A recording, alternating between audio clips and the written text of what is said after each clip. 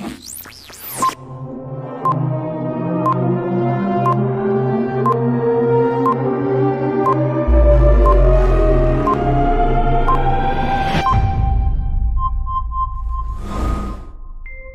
what's good, everybody? Today's episode is brought to you by Get Upside, where you get paid to do something you're going to do anyway, and that's just fill up your gas tank. The process is very simple. Just download the app, open it up, find the cheapest gas near you, pump your gas, upload the receipt, and you'll get paid within 2 to 3 business days. Once you have the money in your account, you'll be able to cash out for Amazon gift cards, Lowe's gift cards, Nike gift cards, Target gift cards, Walmart gift cards, PayPal gift cards, and a host of restaurants. Oh, and did I mention the app is free? Yeah, free 99. Join using my link and you'll get an extra 15 cents per gallon cash back. The link is in the description box. Thanks for watching. Keep pounding. What's up? This is Derek Brown of the Carolina Panthers. Shout out to Rashad and David of the Panther Nation podcast. The voice of the Panther Nation. Make sure y'all like them and subscribe. Keep pounding. Yo, this is Panther legend Jonathan Stewart, and I just wanted to shout out to Rashad Beard and David Rhodes of Panther Nation podcast, the voice of the Panther Nation. Keep pounding.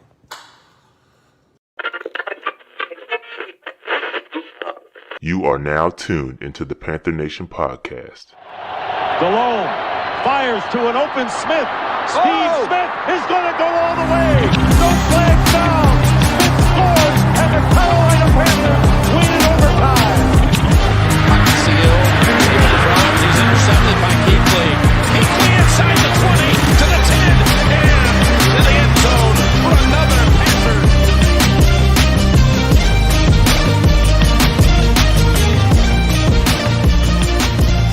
Welcome to the Panther Nation podcast. And here are your hosts, Rashad Beard and David Rhodes.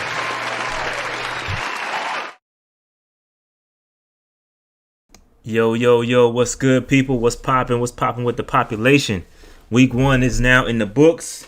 Dave is here. He will be right back in a second. But yeah, week 1 is in the books. A lot of you guys are upset. Some of you guys are content.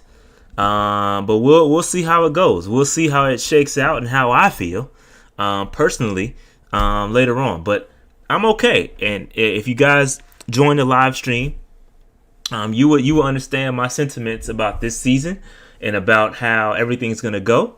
So it's all good. It's all good with me. Dave, how's it going, B? Man? How you feeling, dog? How you feeling? I'm good, man. My fantasy day was terrible. It was pretty bad, but overall it was okay. Okay. So I was just telling the people about how some people are upset. Some people are some people are content. Some people are happy that we are failing and happy to see Cam Newton to get a victory. Happy to see Ron Rivera get victories over us because I guess it's some kind of karma. But there's a lot of that out there. There's a lot of that out there if you're in the Twitterverse and all that stuff and seeing what's going on. There's a lot of that going on. So it's all good. I mean, it's all good. Shout out to all the real Panthers fans out here that's riding with it no matter what. And there's a lot of Cam Newton fans, and that's okay. Again, that's okay. Shout out to Cam. He looks good. He looked good. And it was good to see him running the ball. Good to see him healthy. But shout out to Cam. Shout out to Ron. Hope everything's going with his situation. But it's all good. It's all good, Dave. So other than that, we know how your Sunday went. How'd your Saturday go? How did my what go? How'd your Saturday go? The Saturday was the Saturday, man. Like, I'm still scrambling because, see, my kids start school this week. Their first day is Thursday, so it was pretty much scramble mode overall. But, Saturday went well. Friday went okay. But nah, everything went cool. I mean, Sunday was the crazy day because all my options of watching the game were kind of gone. In the past, I would get DirecTV Now, and I wasn't even allowed to do that. So it was I had to go hunting. Yeah, that sucks. I think I might have to start barring it up next week. Oh, nah, don't do it, Dave. Don't do it. If you got the Fire Stick, you gotta hit me up. I get you hooked up. But you don't need to risk your life going to watch a Panthers game, dog. You don't need to risk your life. It ain't that serious. I get it. But yeah, man. Oh, go ahead. My fault. Now, my boy Marcus called and he was like, "Yo, when we gonna watch the game?" And I'm like, "Not this one." Yeah. I want to figure something out long term. Yeah. So just as y'all can see, the phone lines are not open right now. They will be open a little bit later. We're gonna do something a little bit different, hopefully to make it a little bit easier to call in.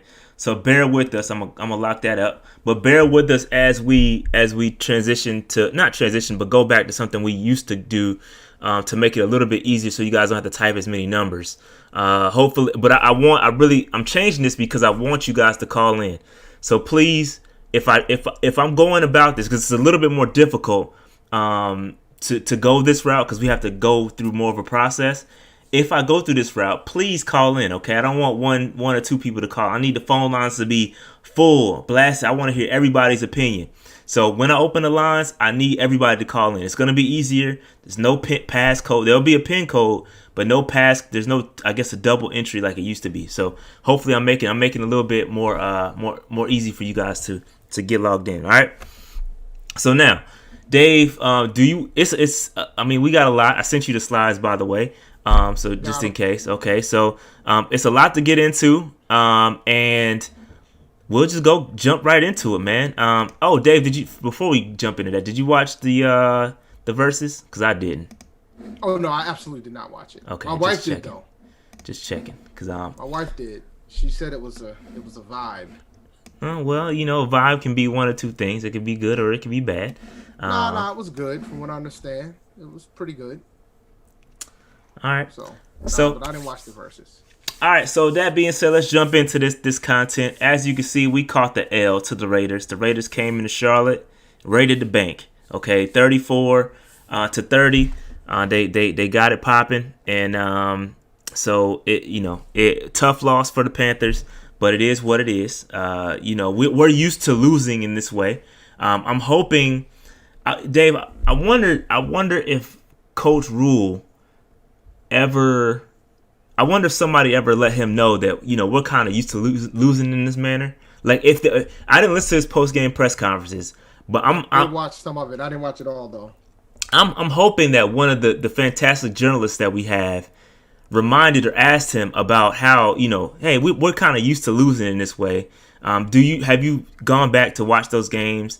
Have you kind of done your analysis on this and how we can avoid losing in this manner? I mean, we lost on the 4th and 1. It's not anything we're used to it. Okay, we're used to losing in that manner or taking ourselves out of the game in that manner, because there's the 4th and 1 was that was just part of the drive. We still had a minute and 50 some seconds left. We had like 50 yards to go. So it's a lot could have happened. Who's to say if we got that first down, we still would have won? Obviously, that would have gave us a better chance. But I just wonder if anybody asks Matt Rule about that, because we're accustomed to losing this way. So anyway, Dave, I got my top 5 takeaways from the game. And I can get into some of what I like. Okay, some of what I like, some of what I dislike, some high level observations. High level, and you can add to these, Dave. I didn't necessarily get your opinion on these. Good. But just you can feel free to add to these if you want. All right. So I feel like everybody got involved. And this is what I was happy to see. This is a positive takeaway. The offense didn't entirely revolve around Christian McCaffrey. Teddy Bridgewater spread the ball around. You had 4 other guys with at least 3+ catches. Robbie Anderson with 7, DJ with 4, CMC with 4, Curtis with 5, and Ian Thomas added 2. Seth Roberts had 1, and Chris Manhurst had 1. So it's good to see the ball spread around a little bit instead of just passing the ball to Christian McCaffrey. Because I saw a lot of that. I saw a lot. Oh, why isn't Christian McCaffrey getting the ball? Well, he didn't need it. He didn't need to get the ball. However, there was a point in the second half, where the offense was stagnant. Dave. We had 2 straight 3-and-outs in the third quarter. and near the end of the third quarter, that's when we turn around and hand the ball off to CMC. We handed to him 4 straight times. That provided the spark, and we ended up scoring on that drive. So I will say there's a right and a wrong time to get Christian McCaffrey involved. You don't have to force it to him, but he did provide a spark. And it would be a mistake not to realize that he did provide that spark at the end of the third quarter. That was good to see. That was really good to see. Dave, so you got anything to say about those first 2 points before we move on? I like the fact that I agree with the sentiment that everybody got involved. Overall, I enjoyed the offense that I saw. I thought that CMC pretty much got close to the same doses that he normally would get in a game. I mean, he had the bulk of the carries. He got decent. He didn't get nearly as much targets as he used to. Yeah, so that's going to be something to monitor from a fantasy perspective. But yes, but overall, I mean, CMC was getting him to work. Yeah. So just to add on to what Dave was saying, Christian McCaffrey had 23 attempts. So that's a lot of rushing attempts. 23 attempts for 96 yards. But again, it didn't seem forced. You know what I'm saying? It wasn't like CMC every down.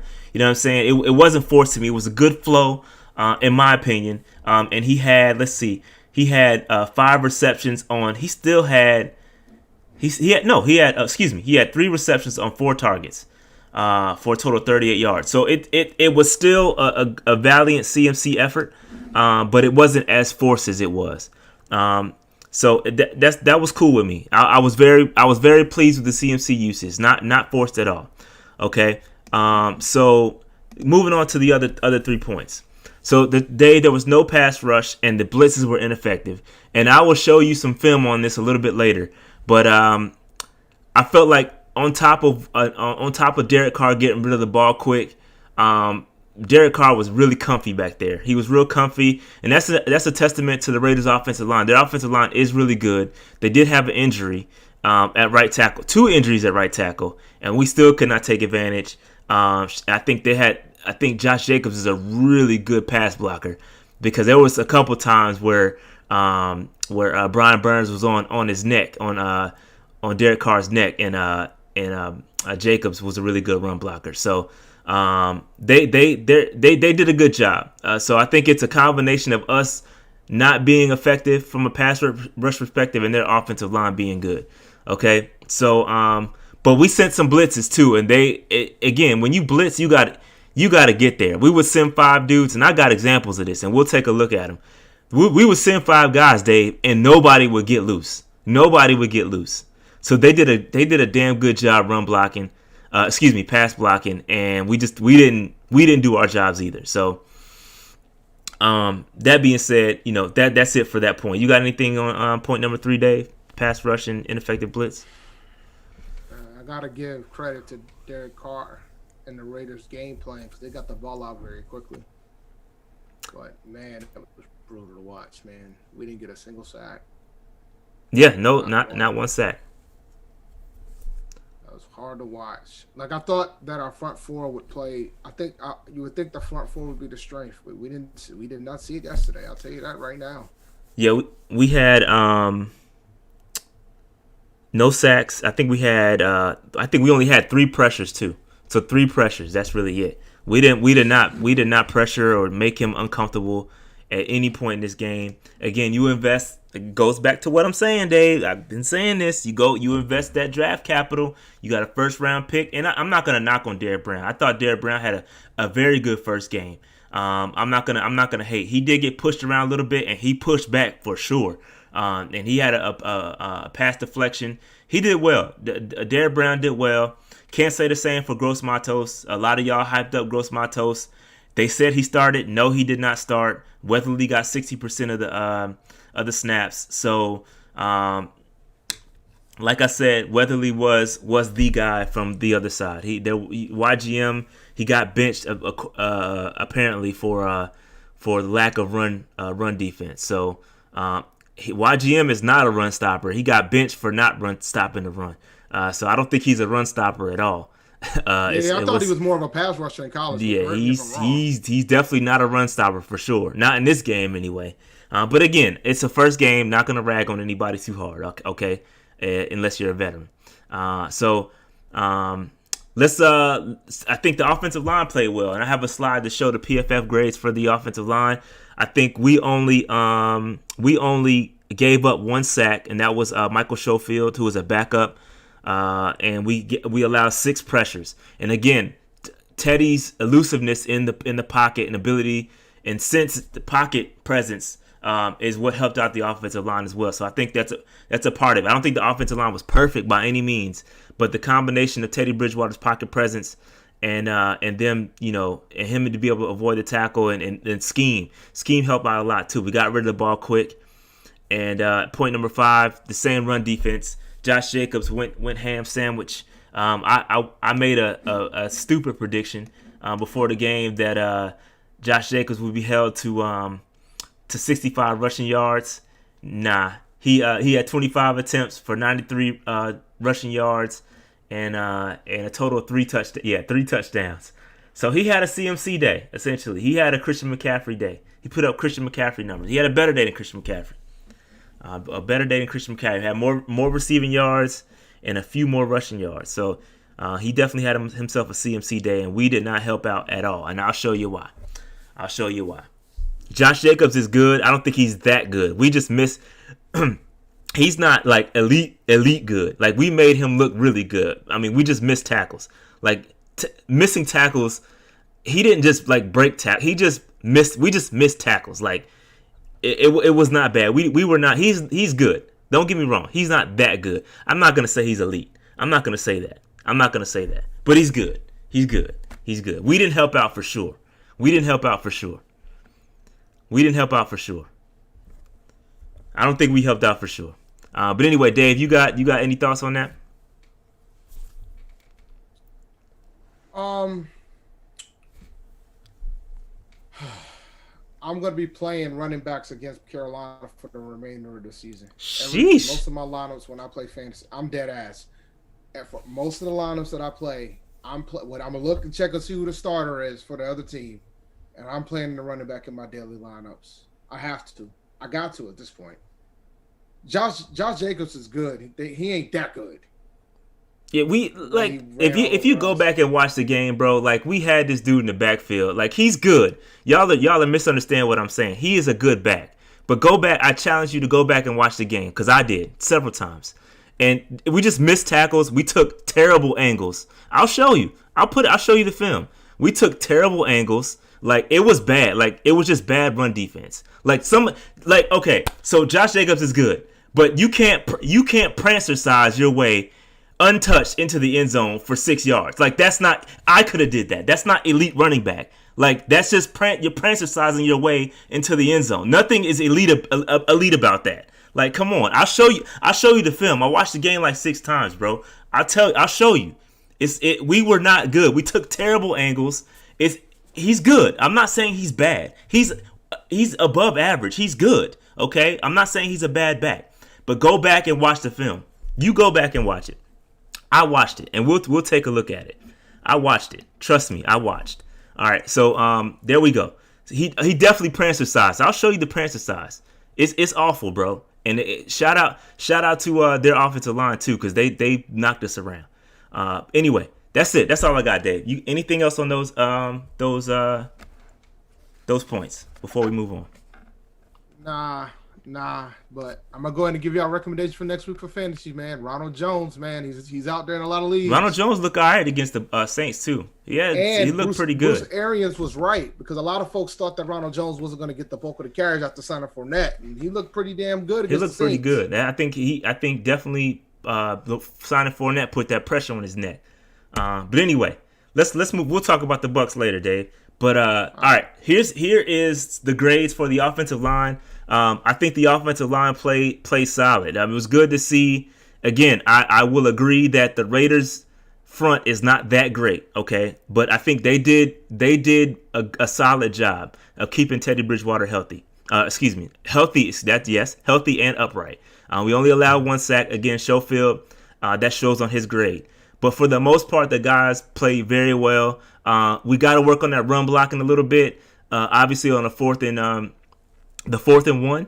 If you go back and look at the 4th and 1, play, we got 0 push. So the offensive line, we got to work on that run defense. If you look at those run blocking grades, they're not that great. But they did a good job. They did a good job, and I like what I saw from the offensive line. Definitely going to be a different story. I agree. Definitely going to be a different story against the Bucs. They've got a really, really, really good defensive line, and they're going to put some pressure on us. I will be willing to predict that we are going to give up more than 1 sack against the Bucs. Okay, they're going to do a better job than the Raiders did. Absolutely, 100%. I will agree there. But I think from what I saw, I like what I saw. They did a good job, and I think scheme helped as well. Getting rid of the ball quick. Enough can't be said about that too. So, all right. So, any thoughts on the offensive line, Dave? They did well, man. I got to give them the credit. They did pretty damn good. I can't complain. They did good. I'm proud of them, man. I'm proud of them. Especially, I think when Daly gets back, I'm thinking Daly can do a better job than Schofield. I'll go out on a limb and say that. But Schofield, he did okay, I think. But once we shore up that left side on the left guard spot, I think we'll be good enough. Let's put it that way. I think good enough is going to be the way to explain how this offensive line is going to perform this year. Good enough, and that's what we can take. All right. So moving on. All right, moving on. Here's Teddy. A lot was said about Teddy Bridgewater's. Can he throw deep? Will he throw deep? Will we push the ball?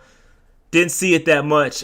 We didn't see it, but we had a couple, 3, maybe 4 passes, 5 passes right on the 20 plus. So maybe 4 or 5 passes, 20 plus yards. Everything else was pretty much underneath. Go ahead. The touchdown pass was over 20. The touchdown pass was over 20. It's crazy, stupid double move by Robbie Anderson. Put your boy, I think Arnett, on some skates. I have a picture of the video of that play for sure. But yeah, I like what Teddy did, man. 12 of 34, 270 yards.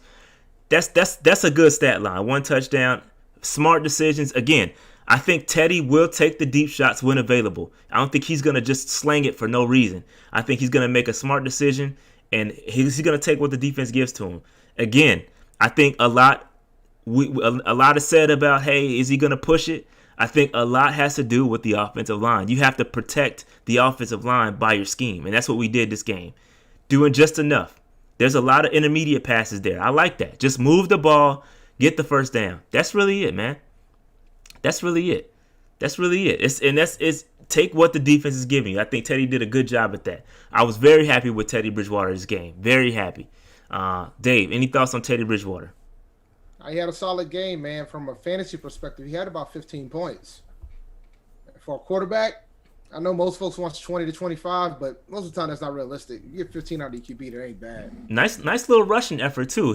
I think he added like 20-something rushing yards on 4 attempts. Yeah, so with the rushing yards, yeah, he had 17 points. That ain't bad. Yeah, so we say, we said that we talk about Teddy, but I don't think enough is said about his mobility. He'll run when we need to, and he's shown that. He escaped the pocket. He ran when he had to. I really like what I saw to Teddy Bridgewater this game. I think he took advantage of a soft secondary. I think we'll see another soft secondary against the Bucs.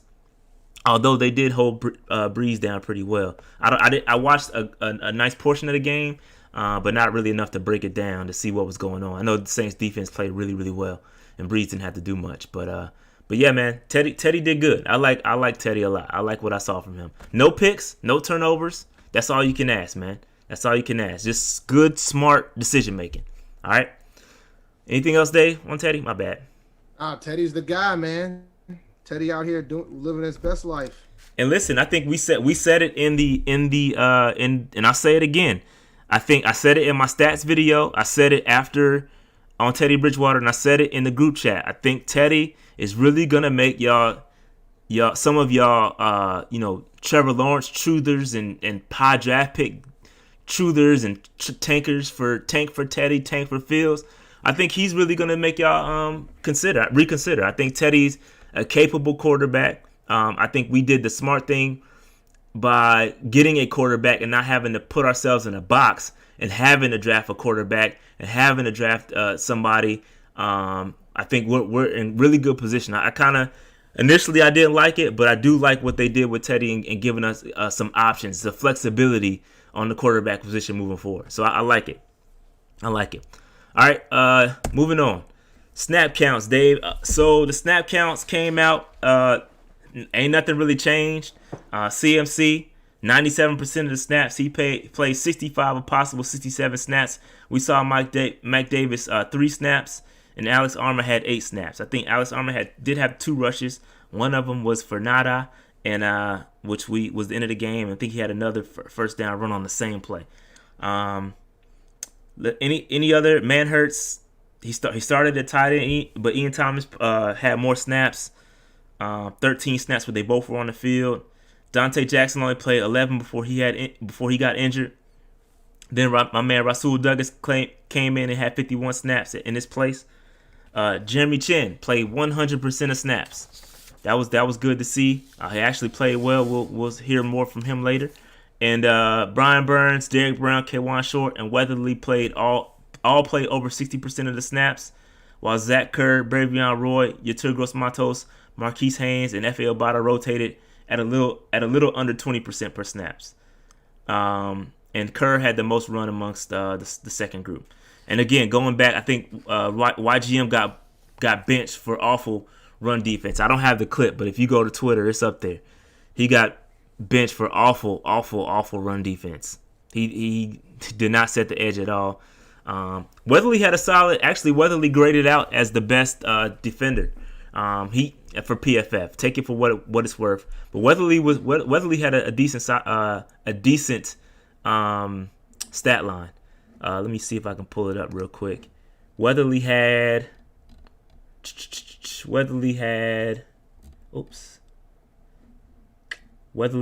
4 tackles. They were all assisted, so he was in on some tackles. Weatherly had the same stat line as K'Wan Short, but I won't go there. Weatherly has some. Yeah, so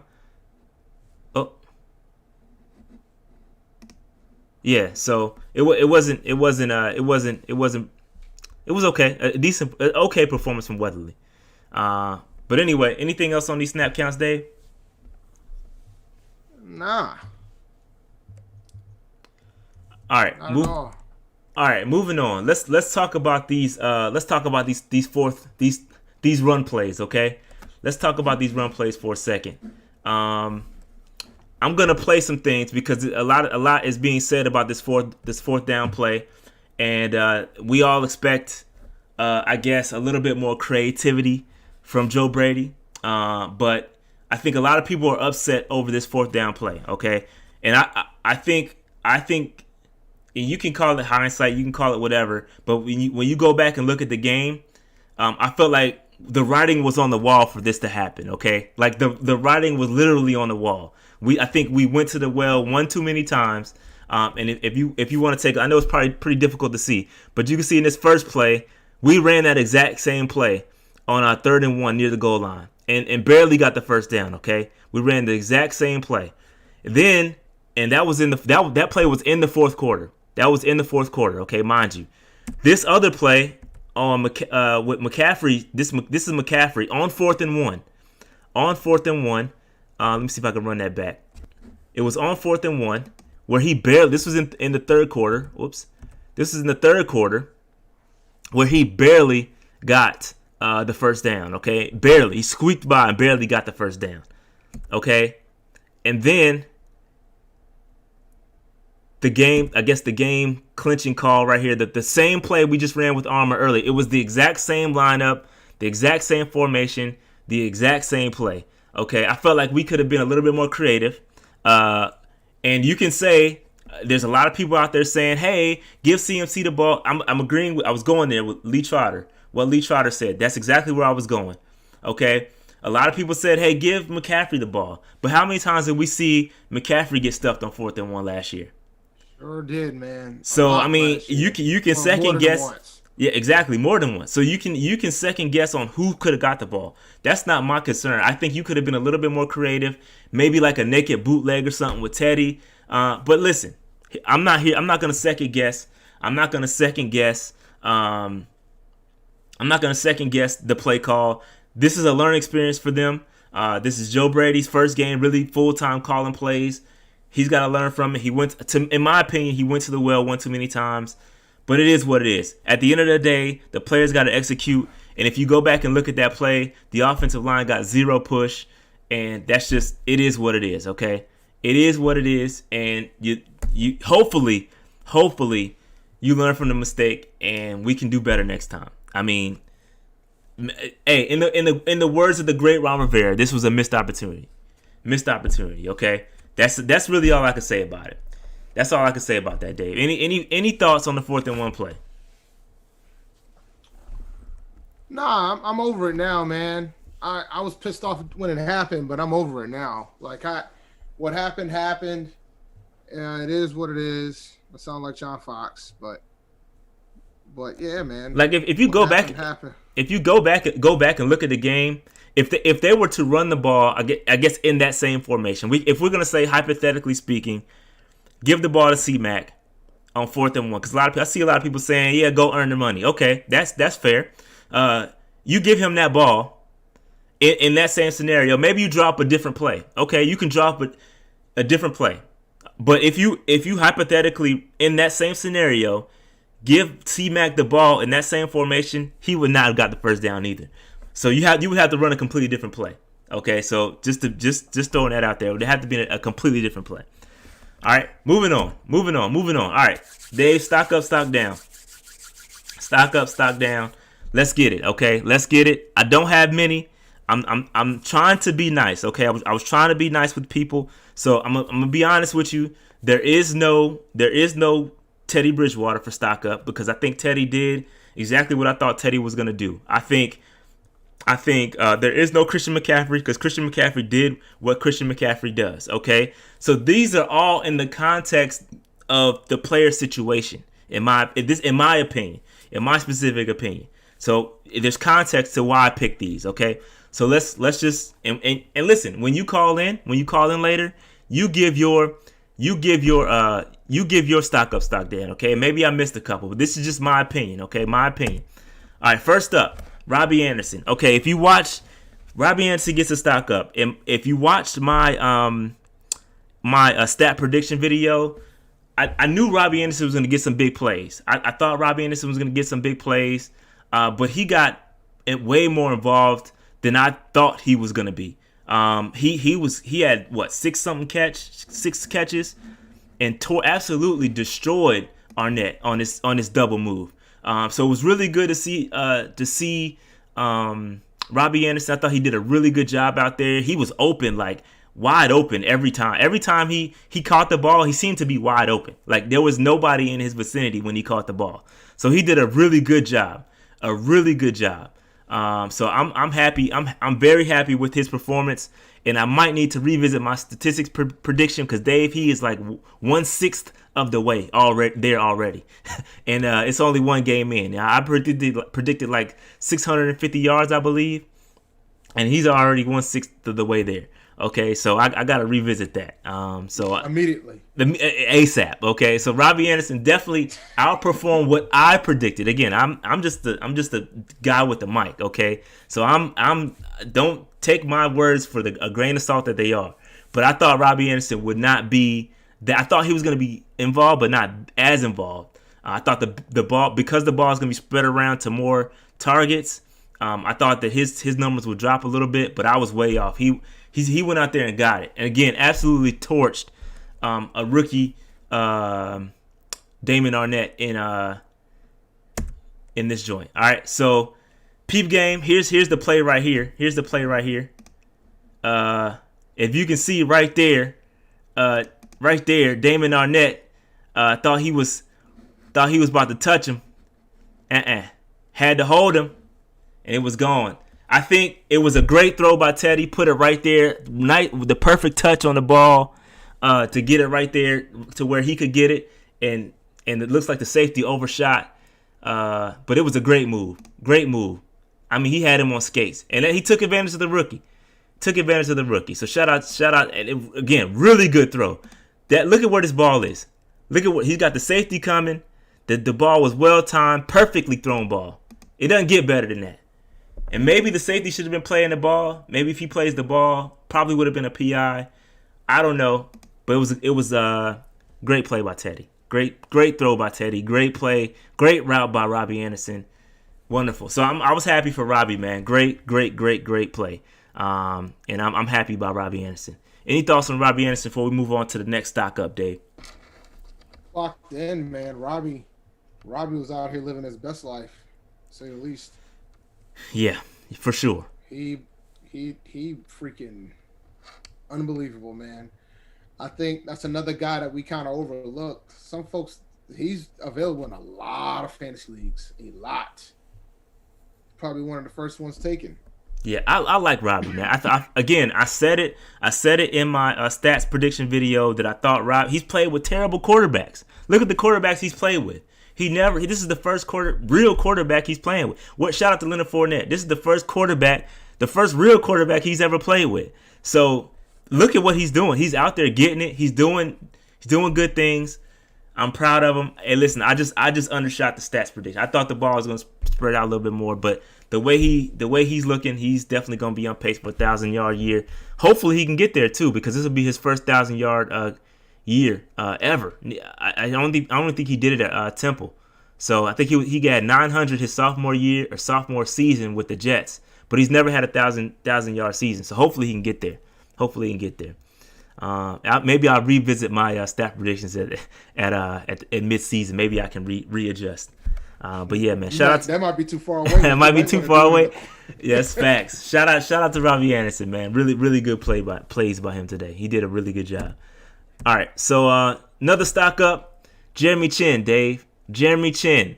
Listen, this is another one that I ragged on. This is why you're getting stock up from these guys. I was down on them, and I think Chinn, he played outside, a strong side linebacker.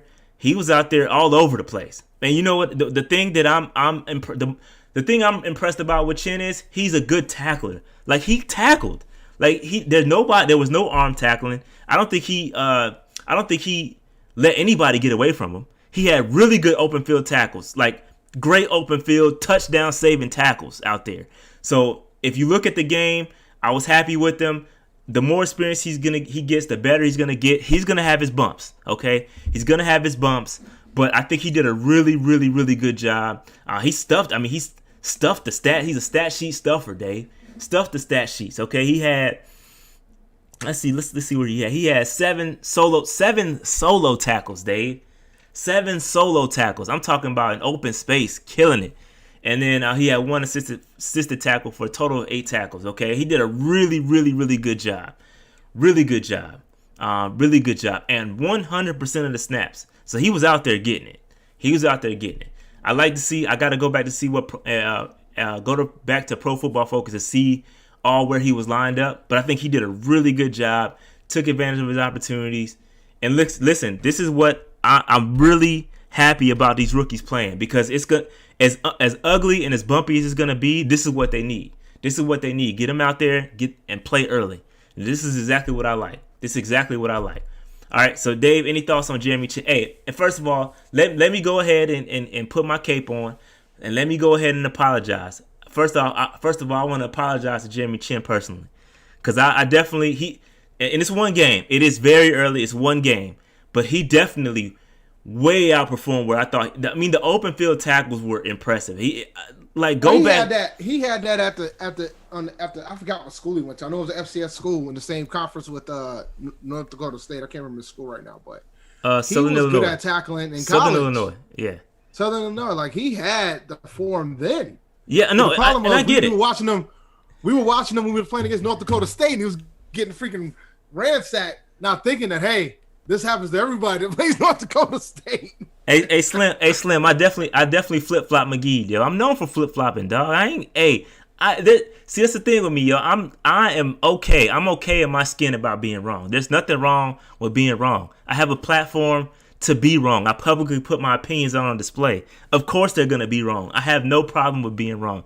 The credit should be given to me for calling out when I am wrong and being okay with it. So shout out to Jeremy Chinn. I apologize again. Way outperformed what would have even imagined. Like, I didn't expect him to be the open field tackles, man, were just impressive. He wrapped up in the open field. Not game saving. Touchdown saving tackles out here, okay? Touchdown saving tackles. The athleticism definitely popped out, and we'll see if he can continue this. I agree, it is one game for sure, 1,000%, but he definitely outperformed what I would have ever thought. Okay, all right. So moving on. Now he can be on stock down next week. Hey, listen, if he's trash next week, he's gonna be on stock down next week, and I'll be talking about how I was right. Okay, this is just facts. Hey, this is just facts. Okay, this is just facts. But he definitely played well. He just played well. Okay, all right. So moving on. Rasul Douglas, man, Rasul Douglas. Listen, the man played fantastic. Okay, let's put this in some context, Dave. This dude been on the team for 4 days, B.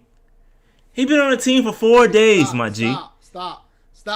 Before you get any further, I just want you to know that says a lot about what we got on the team now. This man walked up in 4 days. 4 days, my G.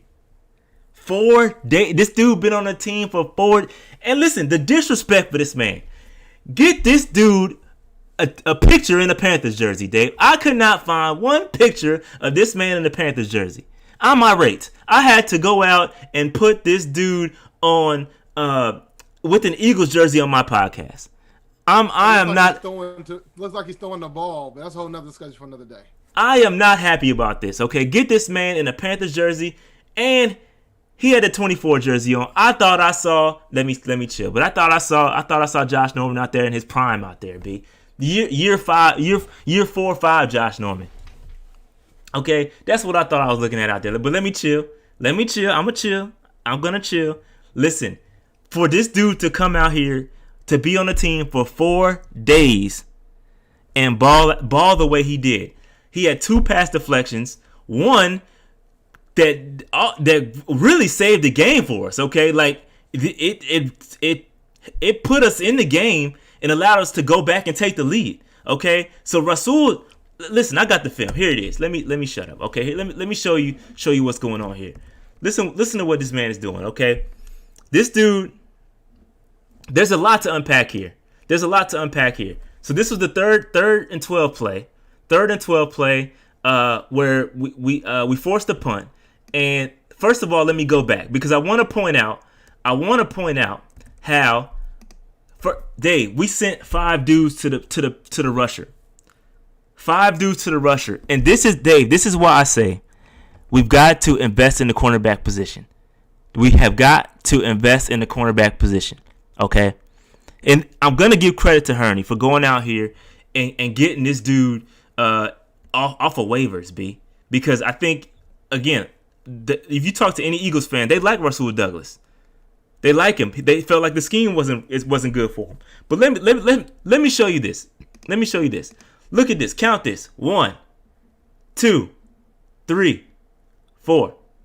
5 guys were sent to the quarterback. 5 guys sent to the quarterback. This dude got all. Dang it! This dude got all day. To throw the ball. Okay, all day. Nobody, no pressure. Pocket cleaner than Mr. Clean out here. Look at this perfectly drawn pocket. And nobody gets to the ball. And then Rasul Douglas makes a play on the ball. This was look at this pass deflection, Dave. Look at that pass deflection. Goes out, plays the ball for once, and gets the pass. Knocks the pass away.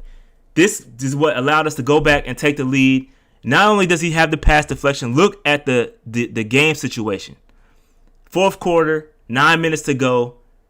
This was a game-changing play. We couldn't take advantage. We did take advantage of it, but in the long run, there's another player that messed it up for us. Okay, but anyway, let's move. Dave, do you got anything else on Rasul Douglas, man? This man deserves some props. Okay, 3 days, 4 days on the team.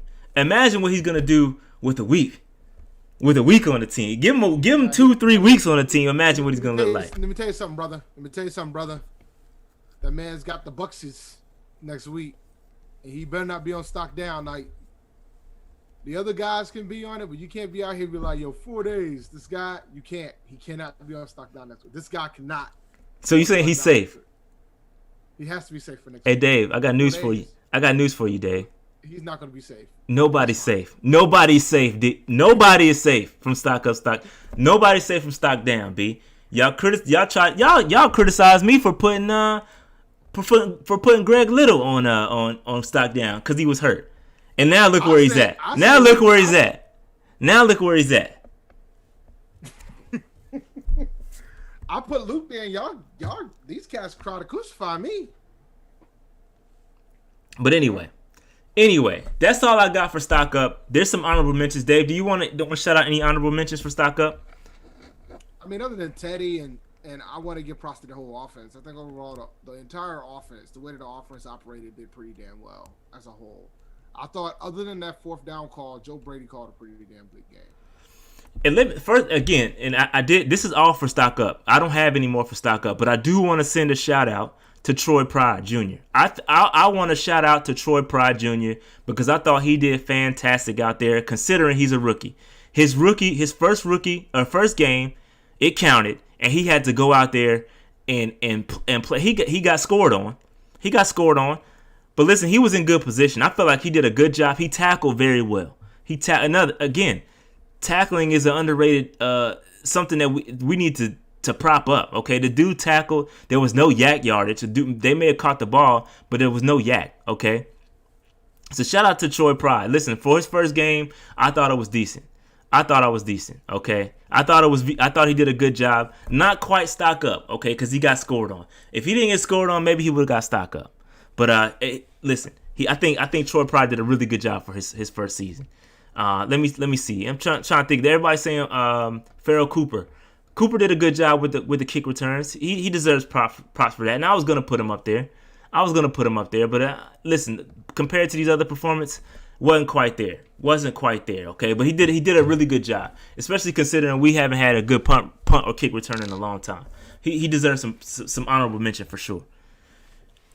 And Derek Brown he definitely deserves honorable mention. But I saw some plays of him getting slapped around too. So he had an up and down game. His ups were ups and his downs were down. So he did good though. He did. I tell you what, I heard his name more than I heard K1 Short's name. But we'll talk about that a little bit later. But anyway, Dave, go ahead. What were you gonna say about Derek Brown? My fault. Nah, we good. Nah, I like Derek Brown. He did okay, but he was up and down like you said. You know. He wasn't fully worthy. Yeah, not these other performances in context to the player were really good performances, and I like what I saw out of these three guys. I'm trying to be. You gotta earn this stock up, okay? I'm not just giving them out like I gave them out last year. I gave them out. I just handed stock ups there. I was Oprah. You get a stock up. Nah, not no more. You got to earn it. Honorable mention, yeah, you can get honorable mention, but stock up. You gotta get it cracking, okay? All right, yeah, and shout out to Renegade. Yes, he might be honorable mention for stock down. Marquise Haynes definitely got bodied on one run play. I wish I should have put it up here, but he definitely got super pancaked, like Aunt Jemima style. It was not pretty at all. But anyway, moving on to stock down. Dave, DJ Moore, disappointed again, and this is in. DJ Moore had a decent game. It wasn't terrible. No, Dave, it wasn't. Okay, I'm caping. Yes. I'm caping. All right, go ahead, Dave. Go ahead. He wasn't good, man. For him to be our number one, he wasn't good. He was not good. He wasn't good. That's what I'm saying. He has to drop passes. He made a mistake with the penalty. Penalty didn't hurt us though. I'm not gonna hurt him on it. The penalty did not hurt us. We ended up scoring, so the penalty didn't hurt us too bad. Sure. I get it though. But it did at the end of the game. It did at the end of the day. It didn't hurt us. But don't give that man an okay for the penalty. I'm just saying Absolutely not. Okay, all right. I hear you. I'm caping right now, Dave. Yes. And my fantasy team's caping too. Yes. You know what that performance reminded me of, yo? You remember that scene when Steve Smith was talking to DJ Moore? Yeah. And Steve Smith was like, should I put you on my fantasy football team? It's a serious question. Should I play you this week? It's a serious question. If you get me 5 points, I'm going to beat your ass. That's exactly how he responded. And you know what funny thing is? He didn't even get him 5 points. He was trash that week. I wonder if Steve Smith drafted him this year, because I know he's going to be pissed with that performance. Oh, yeah.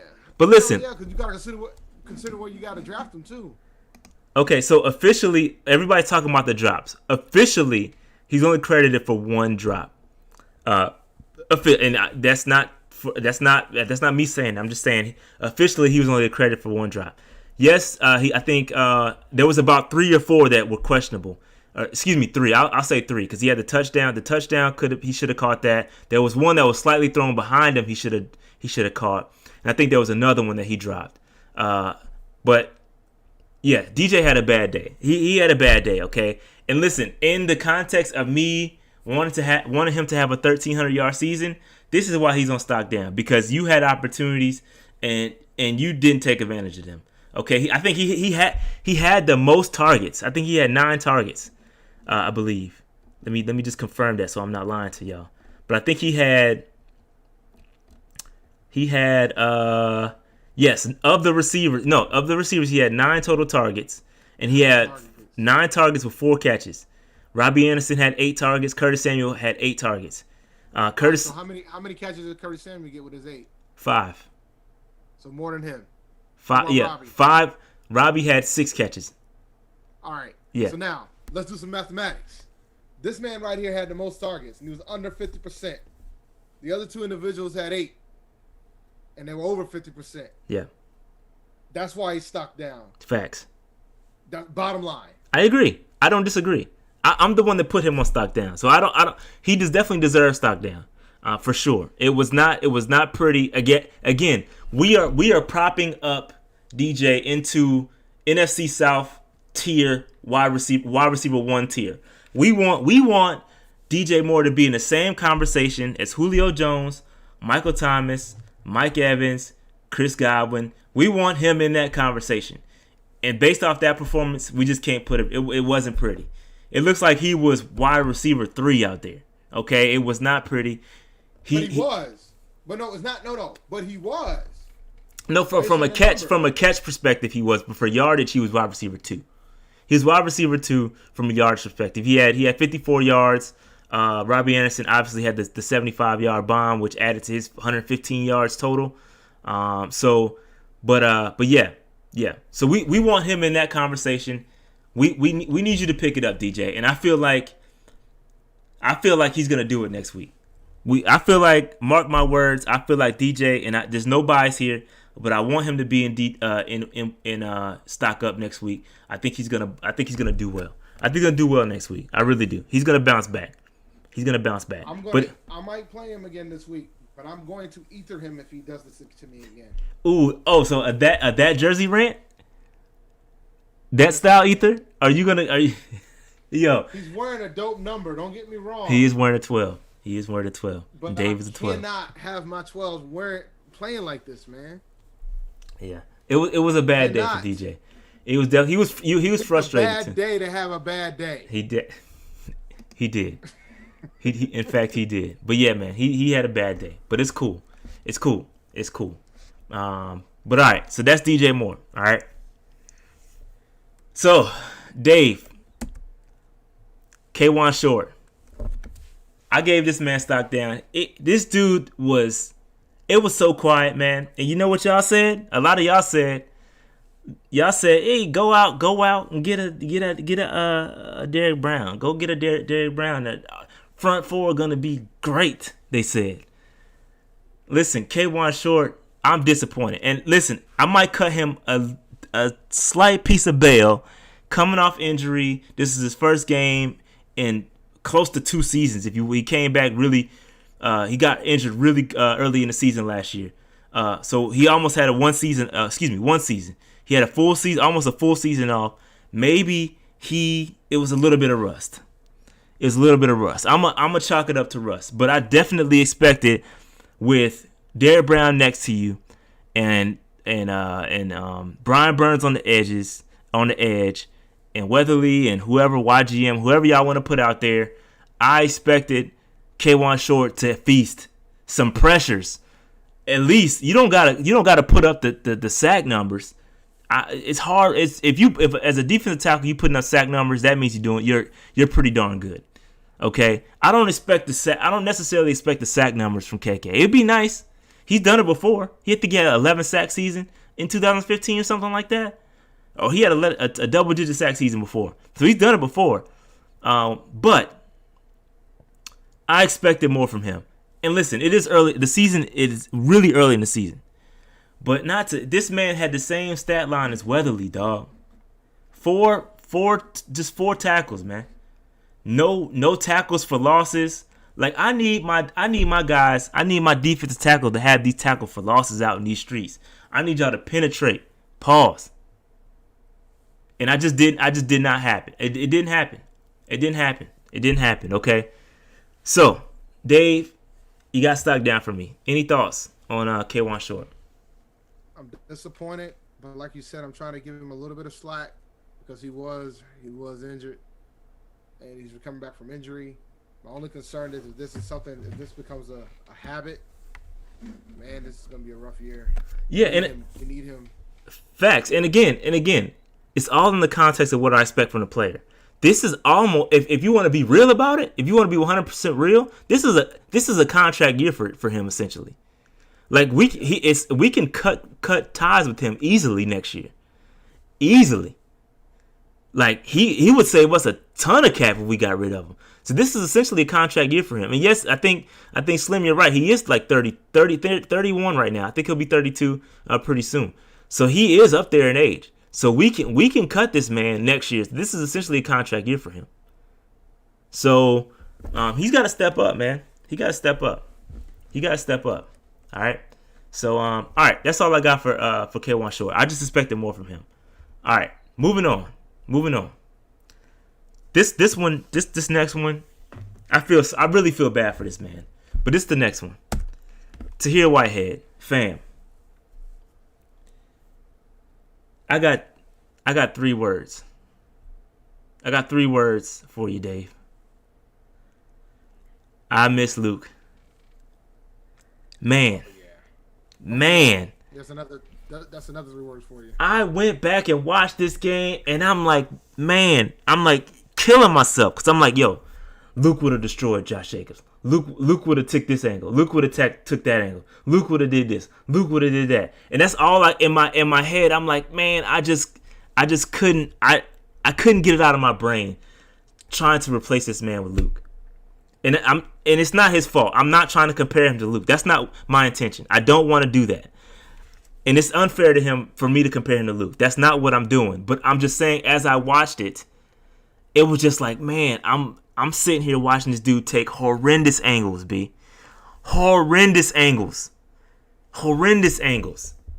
Making terrible decisions. And it's just like, man, this is your 9th year. And this dude is not a young player. This is what, 9th season in the league? So he's got experience, B. This dude's seen a lot. He's got in number of years he's up there with him. But Luke was playing at an elite level. Luke is elite. We can't put anybody in Luke's category.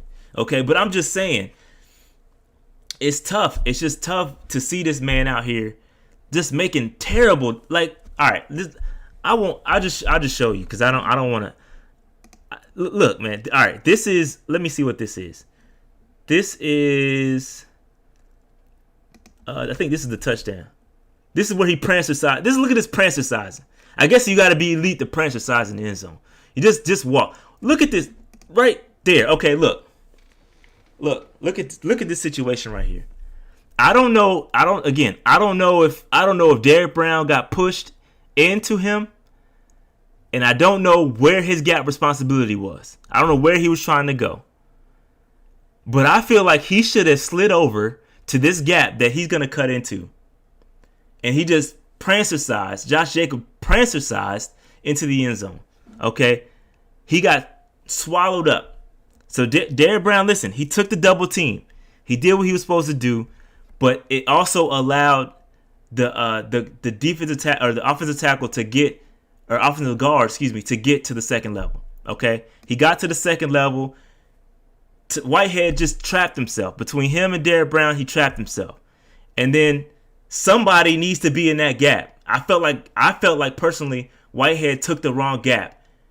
And somebody else needed to be in that gap. Because nobody's there. I don't know who's supposed to be there. Maybe it's Burrs. Maybe Burrs is supposed to be there. I don't know. I don't want to watch his bad angles. I've had enough of it. No, this isn't a bad angle. That's just the least of it. We're just getting started here, Dave. We're just getting started. This is a bad angle. This is a textbook bad, especially when you're not fast. When you're not fast, take a look. Take a look at this. Take a look at this. Look at this. You got Ruggs with the ball. You know you're not gonna catch Henry Ruggs, B. You're not. Look at this. Look at the angle he's taking. You're not gonna catch Henry Ruggs, B. Like, why are you like? I don't think he realized it. I think he maybe thought that Josh Jacobs had the ball or something. But look at this angle. It's just a really bad angle. Now you're playing from behind. Now you're going from behind. And it was a bad angle. I feel like either Luke would have been fast enough to get there, or Luke would have took a different angle. Personally, in my opinion. All right. So that's another one. I'm just getting started, Dave. I'm just getting started. This is another terrible angle. This is a terrible angle right here. Okay, so he's shooting. I think he knew. Look, he got off to a great running start. He knew exactly where the play was going. But he got trapped. He got trapped in all this hodgepodge. And there's another gap. If you can see right there. Right there. That nobody played. Because Tahir Whitehead took himself out the play. Prancer-sized into the end zone. Again, I guess you got to be elite. You got to be elite to just prancer-size. But look, took himself out the play. It was a bad angle. It was a bad angle, okay? And then the play that essentially allowed the Raiders to score. Allowed the Raiders to score on the pat. This is the PI call, which was completely unnecessary. Where he just tackles Renfro. He just tackles Renfro for no reason, and then Rasul Douglas plays the ball. Now in my opinion, this was unnecessary. I don't know if he realized that he had help, but he had help in Rasul. Rasul Douglas comes in, knocks the pass down. It would have been, if he did not PI, it would have been at least a contested catch. He would have to work to get that ball. We can only hypothetically, we can't predict what was going to happen. But listen, hypothetically speaking, he would have only at least had a contested catch. Okay, seven at least a contested catch. Excuse me. So that was Tahir Whitehead. I don't got any more for stock up, stock down. Or excuse me, stock down. That's all I got. Dave, do you got any more honorable mentions? No. For stock down? The whole defense. Other than Rasul and Chinn. Listen, I'm not gonna stock down the defense entirely because this is what I expected, man. This is what I expected. This is exactly what I expected. What? Mean it's acceptable. Okay, this is not exactly what I expected. We need to stock down. Go ahead. Matt Rule's freaking horrific clock management at the halves. Yeah, it was pretty bad. But again, I'm gonna cut him some slack, man. I know you gonna cut him some slack because he's a new coach. He should know what he's doing. Nah, man, we could have had Eric B. He wouldn't have done that. Ron Rivera would have. Sure, but he won yesterday. What's your point? So let me. He did. But let me correct my statement because this isn't exactly what I expected. I expected the total performance to allow the defense to score. I expected what I saw to flip flop. I expected the secondary to be trash and a run defense to be shored up. We invested all that capital into the defensive line. I expected the defensive line to be shored up, and that didn't happen. It was reversed. The secondary played okay. We allowed some big plays. We did allow one big play to Ruggs. I think there was a breakdown in communication. I expect that stuff to happen. But I'm not going to get upset over the defensive performance because I expected that. All that being said, we were still in position to win the game. We were in control of our own destiny. We controlled it. You know what I'm saying? We were still in position to win. As bad as the defense played, as bad as the run defense was, as great as Josh Jacobs was, and the elite as Josh Jacobs was, it was still our game to win. We still had control over our own destiny. You know what I'm saying? So it is what it is, and that's okay. I'm okay with the loss. I'm not about to get up here and be mad at I'm not gonna get up here, be mad, and tear us down. Like, this is what I expected. This is exactly what I expected, okay? We're going to lose games like this. We're going to get blown out in a couple games, I think. It's going to happen. But all I expect to see is growth. Are we adjusting? Are we learning from our mistakes? Are we going to be missed opportunity part 2? Is Rule going to be missed opportunity part 2? Are we going to come up here and say blame the coaches? Are we gonna get up here? Like, I want to see progression. That's all I ask, man. We can be 2-14 this year, and all I want to see is progression. B. I just want to see progression. That's it. That's all. Progression, man. Learning from the mistakes, allowing the young guys to grow. We got three guys starting on defense. It's gonna be a long season, B. It's gonna be a long season. Just buckle in and take the ride. Like Jared said, get us to the offseason safely. I feel you. I feel you on that. Compete and learn from your mistakes. That's all I asked for. But it was a good game. It wasn't sloppy. It wasn't terribly sloppy. NFL as a whole hasn't been terribly sloppy week 1. Considering there's no preseason, these guys came out prepared for the most part, and I like what I've seen. So Dave, any thoughts on we're going to Tampa Bay next week? Any thoughts quickly before we open up the phone lines? We might have to do a separate episode for the preview, but any thoughts on this game real quick? Think we're gonna be in for a long day? Pissed off Brady? Pissed off Brady? Dude, I'm starting to question whether or not Brady still got it. He didn't look good yesterday, man.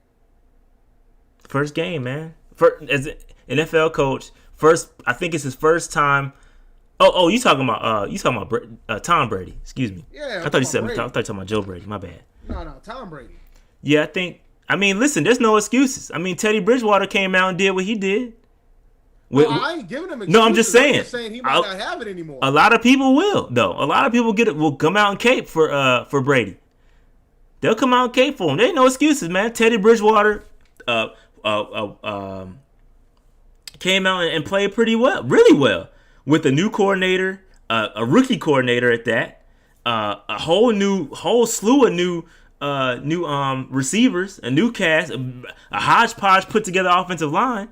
You know what I'm saying? So it's no excuses. There's no excuses out here, man. So yes, the Saints defense is good. Saints defense is more than decent, but still, ain't no excuses. You're Tom Brady, bro. You're more than Tom Brady's more than decent, apparently. So you got to come up. You got Gronk. You got dudes you play with. You got a little element out there on that little Miller kid. So it is what it. Ain't no excuses, man. I'm not cake. Nobody get cake. Nobody gets a cake from me. All right. So I'm excited for this game, though. I'm excited. We're going to Tampa. I don't think they're gonna have fans in the stadium. Listen, growth. That's all I ask. And listen, our offensive line is gonna be in for a test. Yes, prepare yourself, okay? Prepare yourself. Our offensive line is gonna get worked. They're gonna get worked. Vita Vea, Maui, your boy. They got JPP, Shaquille Barrett. Devin White. Hey, listen, their defense, their front seven is really good. Don't get it twisted. They are really good and really fast. Our run game is gonna be trash.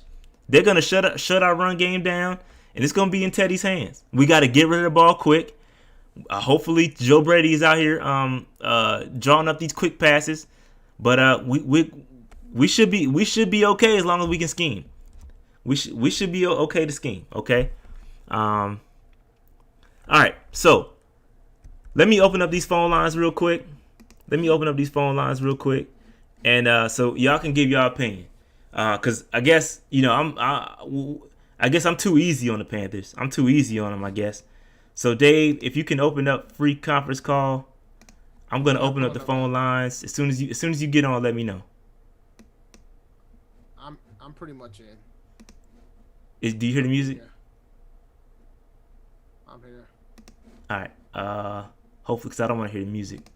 All right. So the phone lines are open. There is one other participant in the conference. Yes, there is. That's Dave. All right. I don't want to hear that music though. All right, Jason. Let me see if I can unmute people, man. My bad. I'm trying to unmute y'all. My bad. Oh, I got you unmuted. Here we go. All participants are muted, and they can unmute themselves. All participants are unmuted. Why can't I hear y'all, man? I just hear the music. I know. Give me 1 second. I just hear the music too. Give me 1 second, people. 1 second. Lines is going crazy too. Hold on. Action shall receive. You better put it back on Zoom, man. Give me 1 second. I got it. Just give me 1 second, folks. All participants are off hold. Please announce yourself. There we go. Yo, hey, y'all give me 1 second. Let me get the order. Let me get some order here. I saw Jay Simp first, but Jay Simp, give me 1 second, broski. Give me 1 second. I'll tell you what, we got an echo popping. Hold on. Just give me 1 second. You good? Just let me know when. I got you. Give me 1 second. You're gonna have to mute one of them because you're trying. hearing yourself twice. Hey, Rashad. Yeah, give me 1 second. Give me 1 second, folks. Yeah, no problem at all, man. Man, y'all came through too, man. I appreciate that. Well, thank you.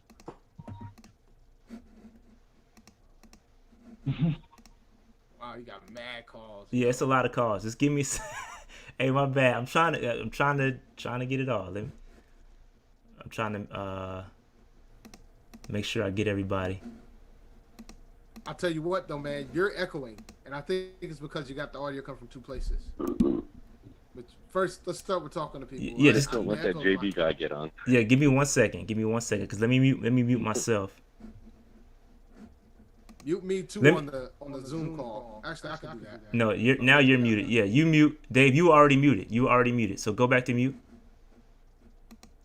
All right, can you hear me now? Yeah, no, you're fine. You're good. Yeah. You're good. Give me 1 second. All participants are muted, and they can unmute themselves. All right, J Simp, can you unmute?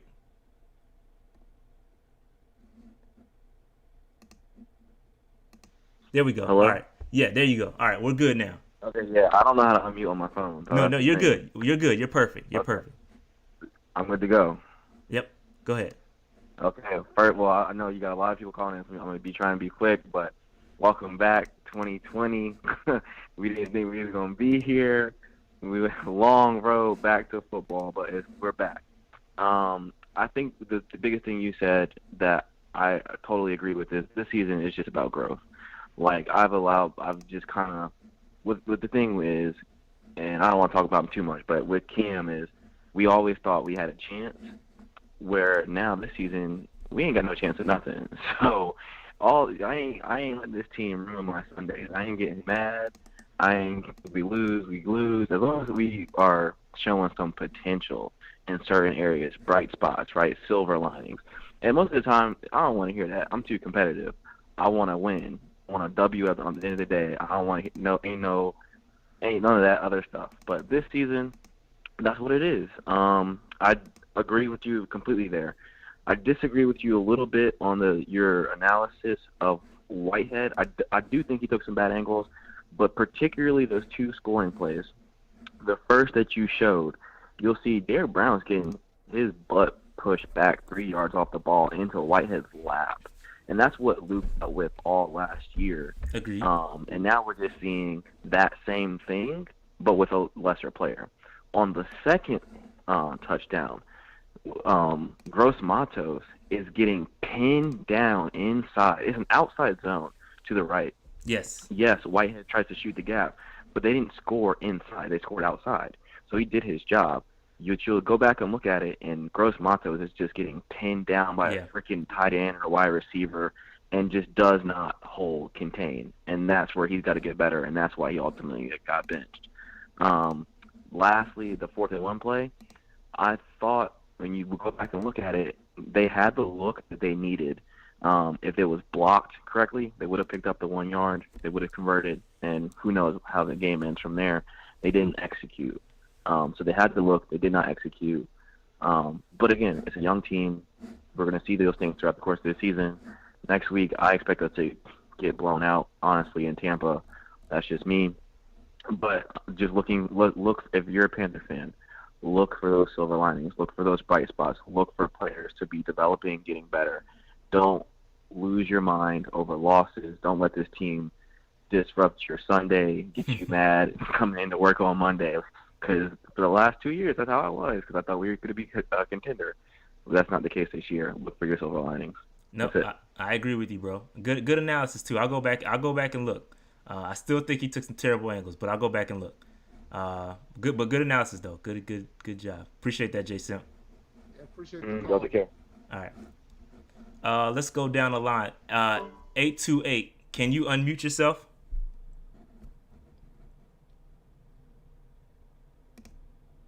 Cause there we go. 828. You're good.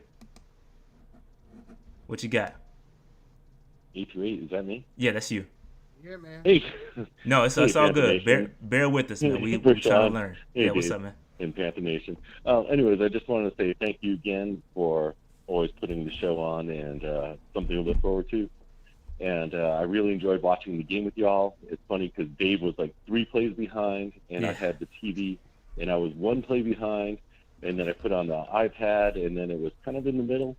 Yeah. So you would always soften the blow for me, like whenever something bad would go on, I'd be like, oh, shit, turn away. But I just had a great time with y'all, and look away. But just like the last caller just said, it's been kind of fun, just like Rashad was saying, like even if we got beat, it's still we're learning, and it's a young team, so it's been kind of fun just to see football, but just to see them progress. We're still hoping for a little bit more from the coaching staff, since they were going to have all these cool super plays, and I just didn't see that. But I was watching the Saints game, and they did one of those trick plays. Yeah, that's what I was hoping for. Yeah. But anyways, thank you guys, and go Panthers. And all right, take care. Yeah, thanks for the call, man, and thanks to everybody. Yep, go ahead. Where do you get the Keurig things from? Did you get them from the ABC store? No. The Bartison. No, you got to order that online, broski. It's on man. back order. Right, cool. It took me like 2 months to get it. It's on back order. Like it's not cheap, but it's definitely worth it. It's called Bartison. Hey, man, that looked awfully cool. Yeah, it's pretty cool, man. All right. But yeah, y'all right, take care. Thank you, man. Just shout out to everybody. Shout out to everybody that joins us on the live streams during the games. They're really fun to watch. And man, shout out to all the Raiders fans that came through. There was a lot of Raiders fans. It was cool to see the Raiders fans too. So they were to have that back and forth. Yeah, they were. That was also disconcerting, having the fans like noise in the background and nothing going on in the stadium. Yeah, that was a little freaky. Yeah. Yeah. All right, man. All right, man. Appreciate it. But yeah, shout out. Go Panthers. Yeah, thanks. Shout out to the Raiders fans that were there, man. A lot of good Raiders fans. So that was cool. And they were cordial too. I'm sure we'll have a different experience next week. But anyway, all right, 704. You are now unmuted. Hello.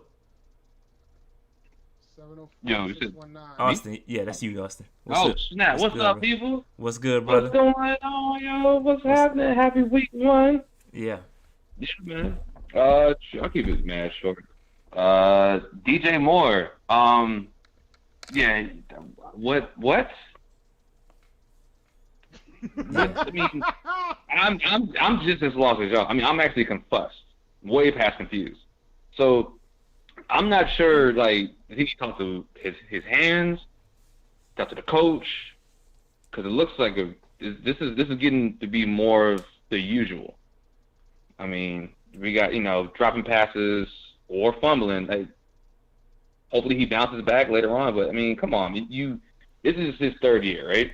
Yep, it's money time. And now you got to look back at Oh, you said what? I said it's money time. Right.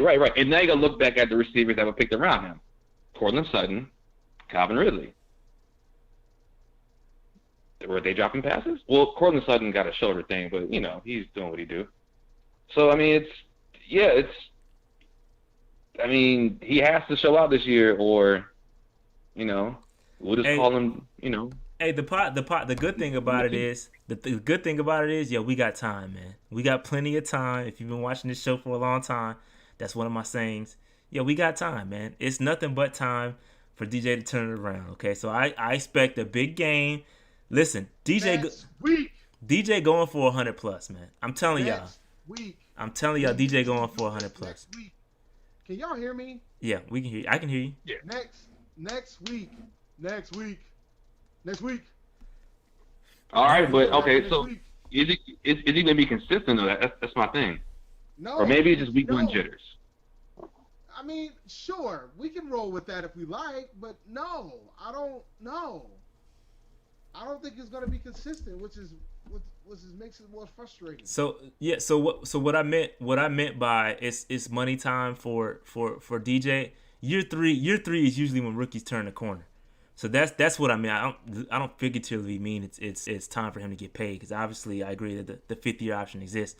But year 3 is typically when rookies or draft picks turn that corner and break out. So that's what I'm speaking to when I talk about breakout. It's time for him to perform and get it cracking. But yeah, go ahead. Is that all you got, Austin? That was the gist of it, man. The offense, I kind of like how the offense is. I wish DJ caught a lot more passes. Defense, I mean, we all knew what it was. I don't know what old Raider dude was doing. I'm not gonna say his name because he's probably gonna have interference with that too. So he'll figure it out, hopefully. Yeah. Yeah, that was it, man. Y'all keep pounding Aggie Pride. All right, bro. Aggie Pride. Yep. Shout out, by the way, man. Shout out to A&T. They got a $4 million scholarship endowment for Cree for STEM scholarships. So shout out to A&T. I saw that. All right. Shout out. Yep. All right. Now I want to know what's good. Hey, what's good, man? How y'all doing? What's going on? We good. What's going on, bro? Dave, what's up? Long time no hear from your boy, Chris Kelton. The Ville, what's up? What's good? 910, what's popping? What's up, man? Hey, man. I'm a little perturbed at that game. I mean, it's the same old thing. More or less, just like you said, missed opportunities. I think y'all, your analysis was right. Basically, we got some other people's problems on this thing. I'm missing Luke in the middle. KK, I'm expecting more. You should know better. He's a veteran. I'm like, dude, he was nowhere to be found yesterday. Yeah. I think Derek Brown's going to be okay. He's going to take his lumps and his learning curves. Jeremy Chinn I was always calling him out. That was my man, even back in the draft. I knew he was Steve Atwater's nephew, cousin, something. And I'll tell you what, man. The way he was tackling, he definitely got a little. He got skills. He had skills in Southern Illinois. He was that guy. And I'm glad we did get him. I'm glad Ernie did do something right on that. Yeah. I was looking for a little bit more beef, a little bit more up front on the defensive line. I didn't hear too much from Bravion Roy or Weatherly. I don't know. I saw Roy make a couple plays. I did see Roy make a couple plays. Yeah, I thought as long as we were rushing like 5 or 6, we were adding some kind of pressure. It'd make it a little harder on Carr and stuff. I didn't like the last part when we went to the prevent defense. I don't know if they're using the analytics or whatever, but every time we at the end of the game we start rushing 3, we never slow anything down. You put everybody back in there. This is the dumbest thing I've seen yet. They keep going into that prevent defense at the end, and they go down and score anyway. Yeah, and I'm like, if you don't add pressure, if you don't consistently get pressure on the quarterback, you give him time to pick us apart. And Derek Carr is not that good. He's okay. Don't get me wrong, he's okay. But I'm like, dude, we made him look good yesterday. So two things. The thing with Derek Carr is, one, he gets rid of the ball quick, and two is we couldn't get pressure with. I just showed you we couldn't get pressure with 5 guys, and that happened more than once. So it's a bigger issue. It's a bigger issue than us, sending 3 or sending. It don't matter. We could have sent. We would have to send 7 or 8 to get pressure, bro. I was just thinking maybe we just had some of our bigger guys out there. The defensive line, we got to do something, man, because it's like those guys look like they were on roller skates yesterday.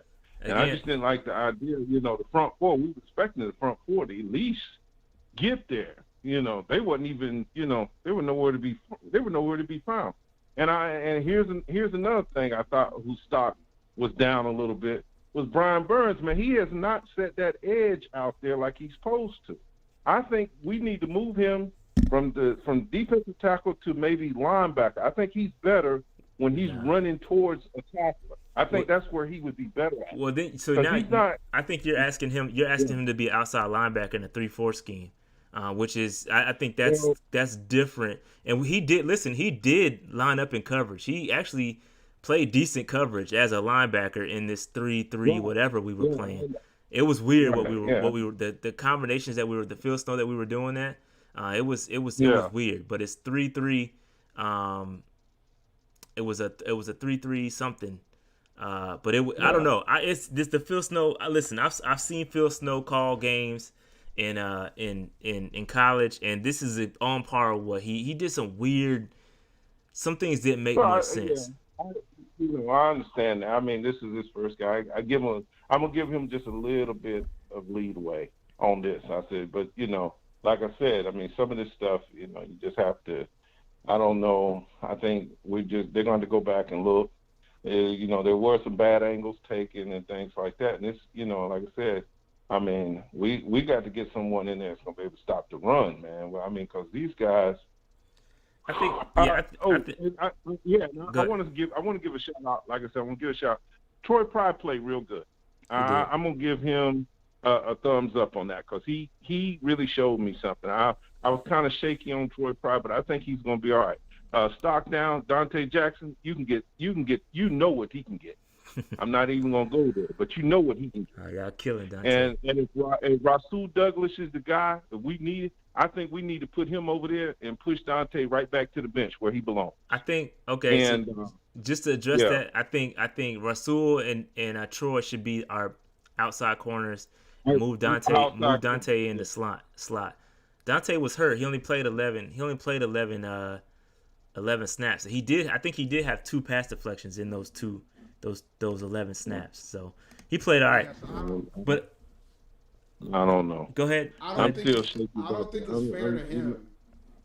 I'm not saying that. I'm just knowing, like, if you're on the hot seat, I'm like, I think I was looking for a little bit more. I was looking for, because if you're the number one guy that's going to be shutting down people or shadowing them, trying to stop their best playmaker, man, I'm looking for something. I'm looking for, I'm looking for that Dion-esque or even. Now you're asking too much. I won't even go there. Yeah, I better take him out of that because that ain't even happening.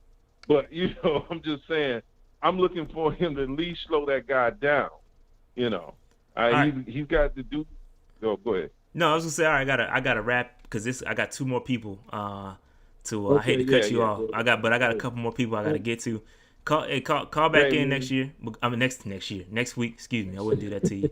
My bad. But yeah. All right, man. It's good talking to you guys. All right, again, man. man. Appreciate that. Go ahead, Dave. What was you gonna say? No, we good. Let's keep it moving.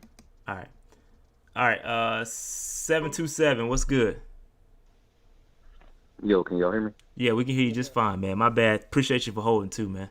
Go ahead. Oh, no problem. This is Darius from Raleigh, by the way.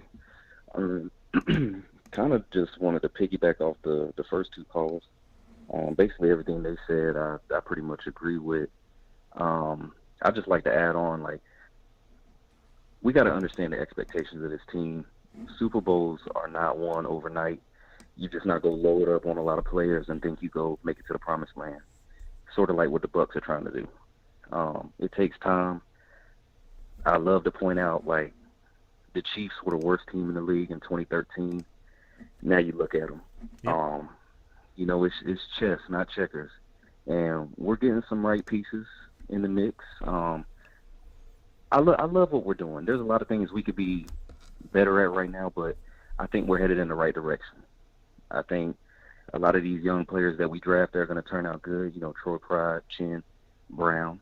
But we just gotta hold on and just enjoy that football's back. We're not gonna make it to the Super Bowl this year. We're not a playoff team. Agreed. So let's just enjoy, like you were saying, Shad. We just gotta enjoy Panther football while it's here and just watch these rookies grow. Yeah. One thing I did want to say too is I'm kind of tired of the hypocrisy within the fan base, because it's like a lot of us were mad that C-Mac didn't get a lot of touches, but we were harping on Ron and everybody last year for running CMC into the ground, like we were doing with Cam. So it's like, pick your poison. A lot more people got involved in this offense. Something that I wanted. I like how we spreaded the ball around. So there was a lot of things to take away from this game, good and bad. But I think we're moving in the right direction, man. We just got to keep pounding. As far as Shaq Thompson, I know it's one game, but, man, I don't know if y'all are watching this Giants-Steelers game, but I wish we paid Bradbury. Oh, no, don't do that. Don't do that. We not doing that. I don't know, man. Nah, we not doing that. I don't know, man. Nah, we not doing that. I don't know. Nah. I about hung up, bro. Nah, we not doing that. You can't. You can't play Brad. Right there. I saw when I was watching the game. I saw Bradbury getting worked. When I was watching the game, it's been a toss up, but he's playing better than Shaq played. But like I said, it's only one game, so I don't want to. It's a hard call to make after one game. But with KK, I feel like you said, he's rusty. I hope. Hopefully he can step up these next few games. But I know it's getting late, y'all. But I'm happy football's back, and agreed. Only way to go is up from here. So let's just keep pounding. I'll absolutely keep pounding. I was with you with everything you said, just about. But I would say about 85% of what you said until you said Bradbury. I can't rock with that, because Bradbury, even signing Bradbury, would not have helped us. I think we're all happy. We should all be happy as of right now. I think if the Panthers do the right thing, which they're not, they're going to allow Dante Jackson to get outside reps. The right thing to do, and this is not. I mean, you could just go off of what you've seen. The right thing to do is to have Troy Pride on one side, Rasul Douglas on the other side, and then have Dante come in on situational basis of whether the slot guy need to be covered. That's what they should do, because those two, Troy Pride and Rasul, they're big guys. They're big. They're big corners, 6'1", 6'2". They're physical guys, that's what I think should happen. They're not going to do that though, because if Dante's healthy, he's going to start. But I see what you're saying. I agree. I see what Slim's saying too. And then if you think about that, you won't be worried about what Bradbury's doing in the long term, because I think that's where it needs to start. Is those two guys. Let those two guys develop.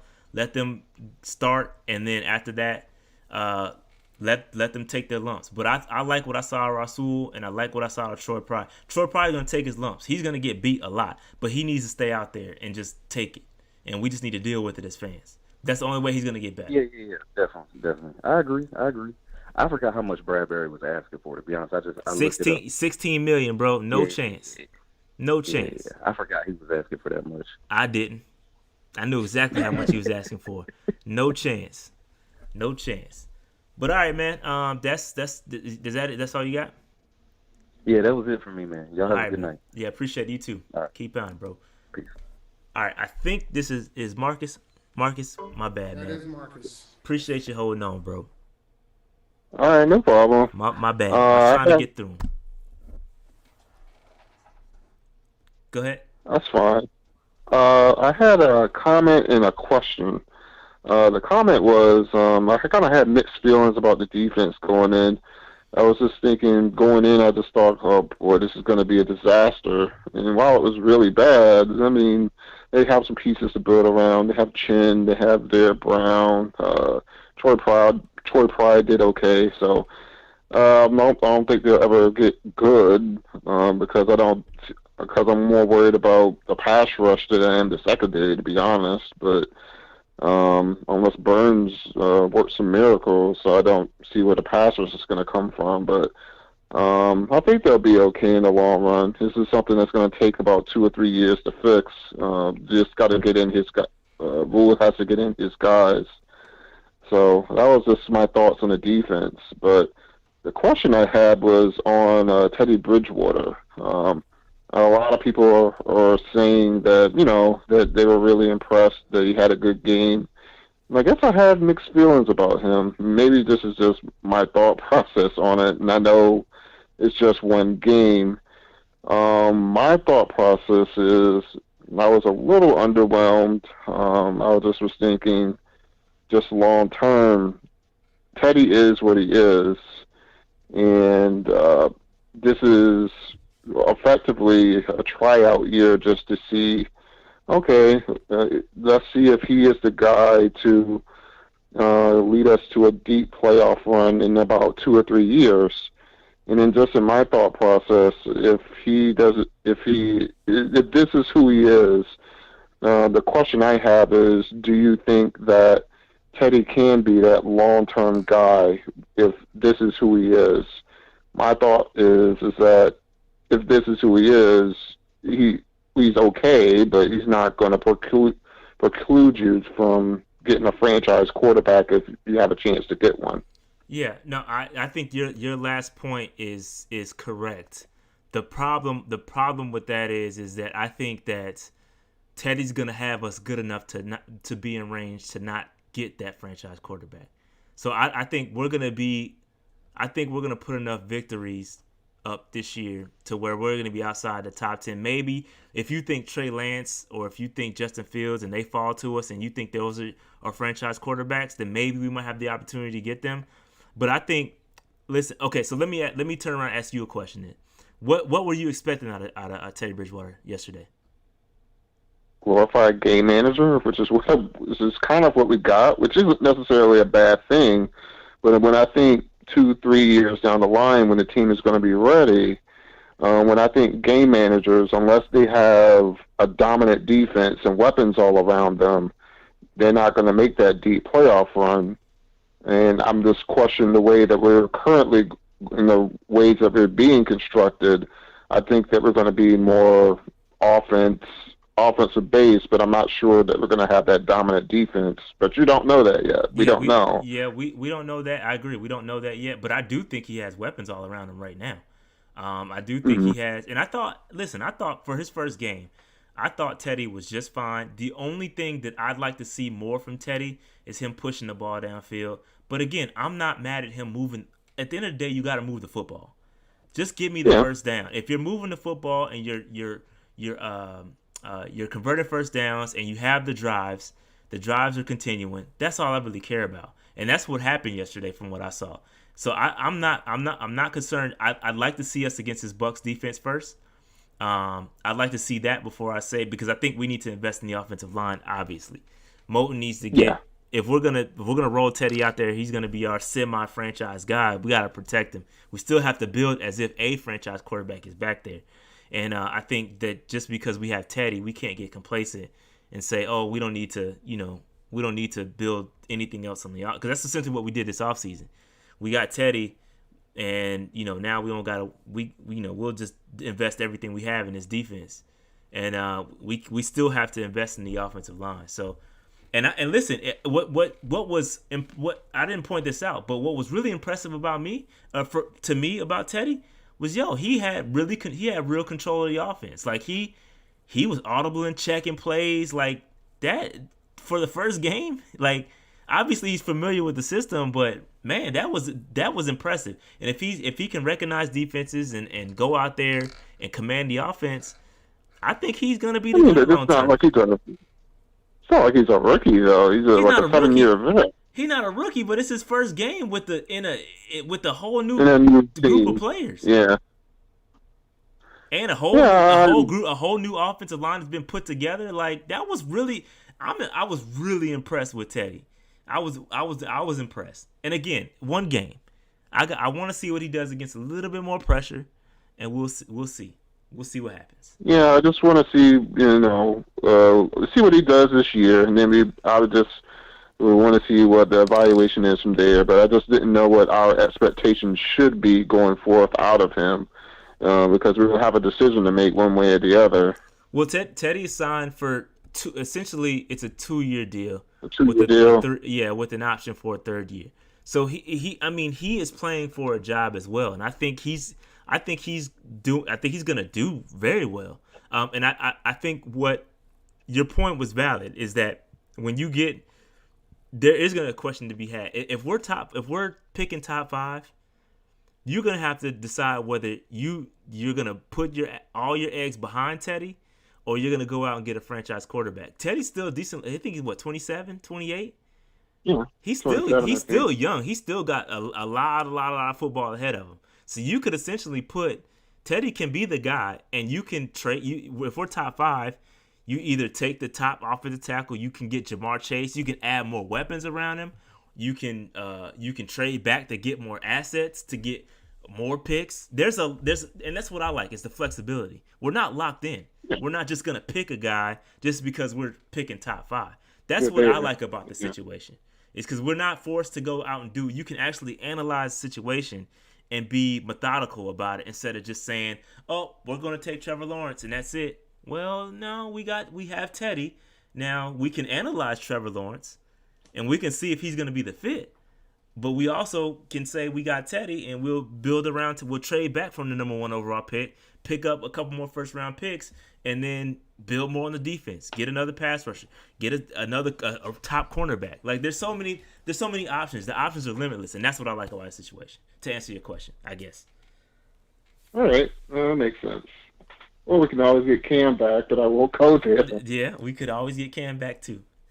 The reunite. We want him back. That's for sure. Facts. He's about to get paid. Cam about to get paid, but he's just got to stay healthy, man. Hopefully Cam stay healthy. Going to get him killed. Yeah, he's got to get. Cam was taking some shots yesterday. Yeah, he's gonna have to get. He's just stay healthy, man. He's gonna be all right. Just stay healthy, man. I pray for his health and everybody else's health in the league. Not so I don't want nobody getting hurt. But Cam, he's been through a lot. I hope he pulls through. And listen, I'm not gonna be out here rah cheering for him, but I am happy to see him out there playing well. So it's all good. All right. All right. That was all I had. Appreciate it. Yep. All good, man. All right, Marcus. All right. Somebody asked about Cam. They asked him if how the Patriots fans are treating him. I was like, well, he won, so he's safe for now. They're still picking on his